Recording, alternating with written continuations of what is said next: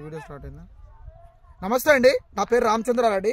గత 60 నుంచి 70 రోజుల వ్యవధిలో కంటిన్యూగా నేను రైతులతో మీటింగ్ చేస్తూ, రైతులతో మాట్లాడుతూ, రైతులతో సందిగ్ధం అవ్వడం వల్ల నేను ఇలా ఒంటరిగా అసలు విత్తనం గురించి ఎక్స్ప్లెయిన్ చేయడానికి నాకు సమయం దొరకపోవడం వల్ల ఈ రోజు కొద్దిగా సమయం దొరకడం వల్ల మీకు ఈ వీడియో చెప్పడం అయితే జరుగుతుంది.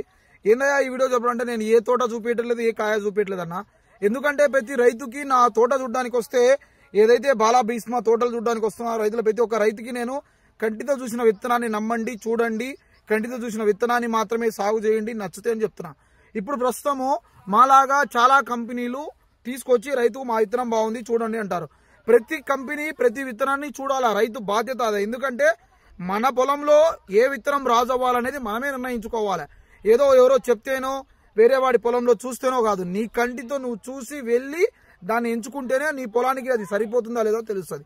ఉదాహరణకి ఇక్కడ చూడండి, నేను ఏది వంగబడి, ఇప్పుడు అందరూ ఏంటంటే అన్న ఈ విత్తనం చూడు, ఈ తోట చూడంటే అందరు నవ్వుతున్నారు. అన్నా మీరు నవ్వుతున్నది వాస్తవమే. ఇప్పుడు నేను చెప్పింది మీరు వంగబడి ఇలా చెక్ చేసుకోలేదనుకోండి, రేపు మన తోటను చూసి మిగతా రైతులు నవ్వే పరిస్థితి వస్తుంది. అలాగే నేను చెప్పేది ఏంటంటే, చూడండి ఎంత ఎర్రగా వెళ్ళిపోయిందో విత్తనం. అదే ఇప్పుడు ఇటు సైడ్ చూడండి ఎంత నల్లగా ఉందో. ఇప్పుడు వచ్చేసరికి జనవరి 19వ తారీఖు, అంటే అన్ని చోట్ల నల్లిత ప్రభావం ఎక్కువగా ఉండి, ఇటు సైడ్ నేను చేయి చూపించిన కలిసి చూడండి ఎలా ఎర్రగా పండాకు తెగులు వచ్చిందో. అదే మటుమటిగా గెట్టు చూడండి, ఈ గెట్టు కూడా చూపించండి తిరుమలరావు గారు. సో ఇప్పుడు ఇక్కడ చూడండి ఎంత క్వాలిటీగా ఉందో తోట. మరి ఎందుకు ఇలా ఉంది? ఇలాంటి విత్తనాన్ని మీ కంటి వరకు మీ మొబైల్లోనో వాట్సాప్లలోనో పక్కింటి మిత్రుడో స్నేహితుడో చెబితే వెళ్ళి అతను చెప్పింది వినండి. విన్న తర్వాత ఓహో ఇంత బాగుంది ఆ తోట, అంటే నా మిత్రుడు చెప్తున్నాడు, నా పక్కింటోడు చెప్తున్నాడు అంటే వెళ్ళి చూడండి ఒకసారి, అరే ఇటు చెప్పిన విధంగా ఈ తోట ఉందా లేదా అని. ఎందుకు చెప్తున్నానంటే, ఇరుగు చల్లనా పొరుగు చల్లనా అన్నారు. మన చుట్టుపక్కల ఇంటి వాళ్ళు కానీ మన పొలం చుట్టుపక్కల పొలాలు కానీ మంచిగా ఉంటే మనకు మంచి జరుగుద్ది అనేది పెద్దలు ఊరికినే చెప్పాలి. అలాగే నీ పక్క తోట వాడు, నీ పక్క మిత్రుడు చెప్తే వెళ్ళి ఆ తోటను చూడు, ఈ విత్తనం నాకు సరిపోతుందా లేదా, నేను పెట్టే పెట్టుబడికి ఈ విత్తనం సరైన విత్తనమా కాదా అని. ఇప్పుడు మీరు చూస్తున్నటువంటి విత్తనం వచ్చేసరికి బాలా అనే విత్తనం చూడండి ఎంత క్వాలిటీగా ఉందో. ఒకసారి దగ్గరగా చూపించండి. పక్కనే నల్లి వచ్చింది, పండాకు తెగులు వచ్చింది, న్యూట్రియన్స్ డెఫిషియన్సీ పొలంలో అనుకోవచ్చు. బట్ వైరస్ అనేది వాతావరణంలో ఉన్నటువంటి మార్పుల వల్ల వచ్చేది. అలాంటి వాతావరణ మార్పుల వల్ల వచ్చేటటువంటి వైరస్ను కూడా తట్టుకొని చూడండి ఇప్పుడు చూపిస్తున్నదల్లా పండాకు తెగులు, నల్లి, వైరస్. ఒకసారి ఇలా చూపించండి అండి, గడికి దగ్గరికి రండి. చూడండి బాలా అనే విత్తనం.